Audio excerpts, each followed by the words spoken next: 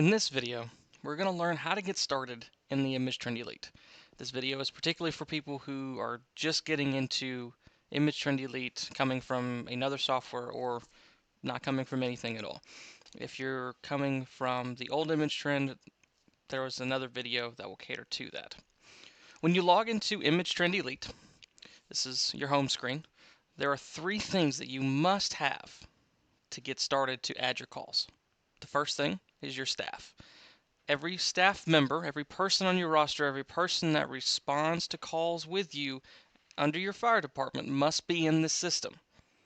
You, as the administrator, have the ability to decide whether or not they have login access. Regardless, they all have to be in there. The second thing you have to have is your station information. Whether you have 1 station or 30 stations, all of your station info must be put in here. Lastly, you must have all of your vehicles. This includes your engines, your tankers, your rescues, any sort of vehicles that you would use on a scene. This also means you can also put a POV in there as well. So for the volunteer departments, you can plug all of your volunteers who come POV under one single vehicle instead of adding each person under each vehicle individually. Makes life much easier. So that's what we're going to cover today. Okay, so when you get into the system, the very first thing is this first drop-down box. This will say your department name at the top. Click it, it drops down, and you select users.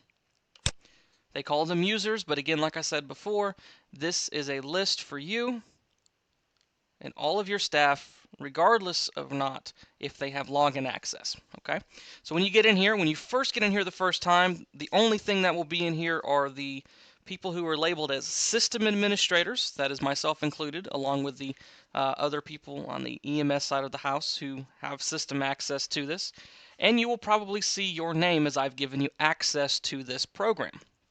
Okay, when you get into it, to add a new person, you're going to click the button up here at the top left that says New.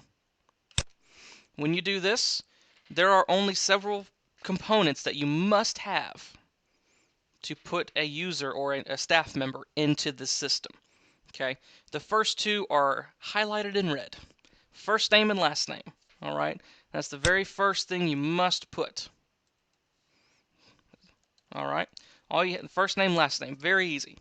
So after you change something, it's always good measure to hit save. That way it's there. Okay. Now, the second thing that you must have, well, I guess that would be third thing, is under the Employment tab. The Employment tab, among all of these boxes, there is one that is key, and that is the Personnel ID. The Personnel ID field, this field allows the person to be associated with an incident. Okay? It is at recommendation that this number be their standards and training number, or their standards and training ID. Every firefighter that responds under your department must have this ID in general. So since it is a unique ID, we might as well utilize it for this box. This will also come in handy if you utilize training under Image Trend as well. We'll cover that in another video. But regardless, this number, this box, has to be an identifier that is unique to the individual. If for some reason you don't have their standards and training number, or you're still waiting to get it, you can put in a placeholder or say their badge or radio number. Regardless, something has to be in this box. Okay? When you fill in this box and you scroll down a smidge, you'll see down here under Other Duties Assigned, this is the fourth thing that you need to have. You'll see Show in Fire Run Form. Notice it's inactive. When you fill in this box, it allows you to change it to active. Once you do that, it places this individual on the call, or at least allows you to select them if they were on that call. Okay? When it comes to just putting your staff in, those are the only 4 things you need. Remember, good safe measure, hit save. Okay? Now, if you're just putting in people, you can fast forward to vehicles in this video, but I'm going to go into adding and creating user accounts. So if you'd like to know how to do that, please keep watching. Okay. Once you get this base information in, again, first name, last name, a personnel ID, and then making them active on the fire run form. The next place we'll be able to go is the account details. This is where you will give them the permissions, username, password, everything like that. Okay, so because this system is shared with 25,000 users, you do have to get creative a little bit with their username.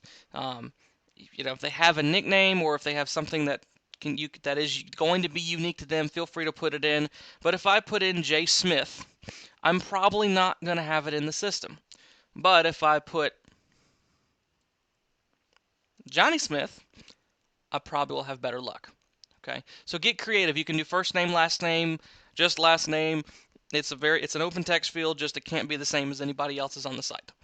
Okay, regardless, once you get that box filled in, plug in a password. The way this password box works is if you're going to give somebody access, this initial password will always be temporary. Because you see where it says require reset? Anytime I put something in here, it automatically checks that box, and you can't uncheck it. Okay? So, that box, make it something generic. I utilize either welcome one or the word password or 1234. Make it something that you'll remember that you can give to that person. Say, hey, here's your username, here's your password, go log in. It's going to prompt you to reset your password. Okay. After that, you then have to choose a permission group. Now, when you get in here, your list won't be nearly as long. If you are just a fire department, you'll see fire service administrator, officer, provider, and the fire chief read-only category. Those are pretty much the only ones you'll see. Maybe see a couple others. Those are the bulk of them. Okay. Either way, they're all designed the same, depending on whether you are just a fire department or do you do fire and EMS. Okay. So then from here, you can decide whether you want them to have full admin rights. Oh, they need to have a little more than that than a firefighter, but not as much, as a administrator. That's the officer category. And then of course your provider. This is for those people you're just your firefighters who are just going to be putting in calls. That's what that's for. The good part is each permission group has its own assigned defaults and fields and components that they can see, but you as a fire department now have control over what components they can see. So I set the permission groups. Blake here at the state, we set the permission group statewide, system-wide, and then you now have the ability to go in and tweak it per person. All right, so now that I've got a username, password per permission group, I'm going to go ahead and hit save. All right, go ahead and save it. Now, at this point, you'll also notice that I only had 4 letters in. It moved it to 5. No matter how long a password is, it will always show 5 dots. That's a security measure. I get that question a lot, and so I figured I'd answer it. All right, permission objects. This is the next box in line. Permission objects. This is where you can decide what aspects that individual has. All right, so you can everyone's will be a little different, but you can kind of scroll down and see these are different fields and sections of the website that they can have. Now, the one thing that's going to be the same is you'll have 1 or 2 options or types of options when regarding a field. You'll either have where it's set up like this, hidden, meaning they can't see any of it. Read, they can only see it, they can't edit it. Edit means they can edit it. Crazy concept, right? Add. This means they can add and edit, but they cannot delete. Full is the ability to delete. So as you kind of read it left to right, it builds on each other. All right. So be careful who you give full access to or full anything to. So when it says My Fire Incidents, if you were to give them full, they would be able to go in and delete calls. We don't want that. We don't want to lose information, so please be careful. Okay? So that's what that's for, and there are occasions where you'll see no and yes. All right, and you can just kind of read it, and it'll say, lock fire incidents, yes or no. Now, unlike the old system, where if you could lock a call, you could unlock it. Now there are 2 separate permissions, so you can, if you want to give them the ability to lock it, you can restrict the ability for them to unlock it, however you want to do so. All right, so then again, you can just go through here and kind of see all the different fields. As I've said before, once you get to this point, you can hit save. I will go ahead and tell you, if you are on here and you have somebody set up as an officer, you don't want them to have admin rights, but let's say they need to have a couple extra fields that they don't currently have. you can give me a call or shoot me an email. That's imagetrend@sfm.ga.gov. And you could send me an email and say, hey, I need this permission group to be able to at least be able to change this access. And so what it'll do is, you see like down here under resources where it says hidden, but it's in blue, we can change it. That's what it'll do. So it will still default that they don't have access to it, but when I make those changes, you'll be able to go in and tweak it for those people. Okay? I usually get those questions a lot, so I wanted to answer them while I'm here. All right, so at this point, once you have your staff in, you can always hit the back button. Also want to put a disclaimer, you always want to utilize this back button. I know browsers have a back arrow. You don't want to do that. That will usually take you back too far, and you might lose something. So I clicked on the back arrow.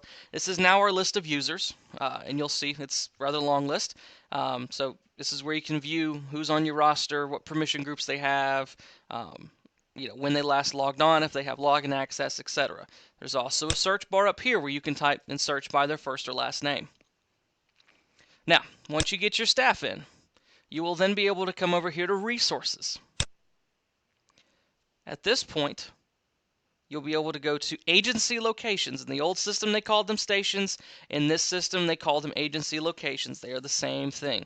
This is your fire station information. All right, so you can come in here, click agency locations, and you'll have your list of fire departments, or your fire stations, excuse me. So you see I already have my station set up, but it's very simple. Just like with the user, you come in and you click the word new. So when you come in here the first time, this list will probably be blank. And then you just come in here and say agency location number. If you don't have a station number, feel free just to put the number 1 and just say what the name of your station is, whatever the case may be. Fill it out accordingly. The only 2 boxes that are a necessity for this is agency location number and agency location name. Anything else is up to you to fill out if you would like to do so. Okay? Just wanted to show you guys that real quick, and again, just like before, make sure to hit save. All right. Now, at the point that you have your staff in, you have your stations in, there's one last component that you must put in. That is your trucks, your vehicles. Okay, and just like we were before, under resources here at the top, you'll have your agency locations. That's where we were just a second ago. You will now be able to go to vehicles and call signs. This is where you can add your vehicles. And again, the same concept applies. Once you come in here, the very first time, this list will probably be blank, but then you'll be able to go and click new and add your vehicle. All right. Now you'll notice that several of these fields cater more to EMS than fire. The good part is once you fill in the unit vehicle number and the apparatus ID, I'll explain those in a second. Once you fill those in, the rest of it you can just use, you fill out accordingly, however you want to. So if it looks like it's just an EMS field, leave it blank. Don't mess with it. It's fine. All right. So when you come in here, we're just going to add just a good old-fashioned engine. So I'm going to mark EMS vehicle no. It is a fire vehicle.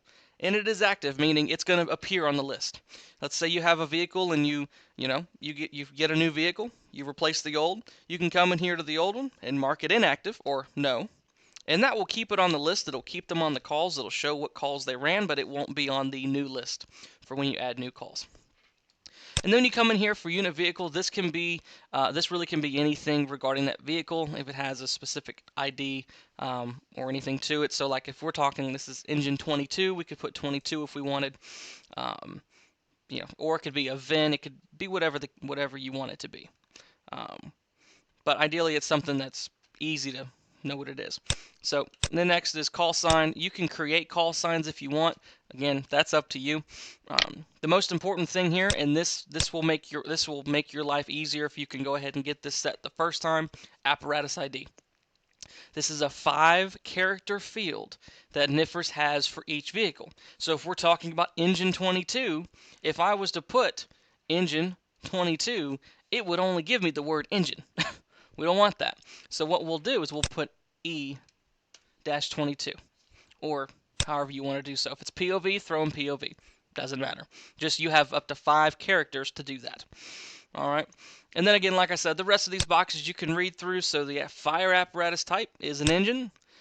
Fire apparatus primary use is suppression. If it is an engine or a tanker, this is what that's going to be for. Even if you run medical calls, go ahead and default it to suppression. If you are a smaller department and you have 1 or 2 trucks, but you have one engine that responds pretty much every time, you can mark that that's the default. That's totally okay. All right, and again, you can read through the rest of this vehicle type. You see this one. It's just the only option that usually makes sense is fire apparatus. Category type. Select the best one. A type, same, local, regional, statewide. Usually it's going to be local. And then you can actually assign which station it's at. So if you have one station, this is why we did the stations first. So if you have one station, then you can select it. If you have multiple stations, you can put, you can say where that truck is located. And then from purchase date on is just information for you to document the purchasing information, the make, model, all of that on the vehicle if you choose to do so. So at this point, once you have your truck in, again, hit save. Once you're done, oh, that vehicle's already in there. See how I read that? We'll put in something else. And again, hit save. All right. Once you hit save, you then get a little more down here. You can track the mileage, you can track the certification levels of the vehicle. That is typically for ambulances, but I'm sure you can utilize it for fire engine as well. Once you're done, hit back, and it brings you back to the vehicles list. And at this point, once you got your staff, stations, apparatus, you are ready to get going and starting to add calls.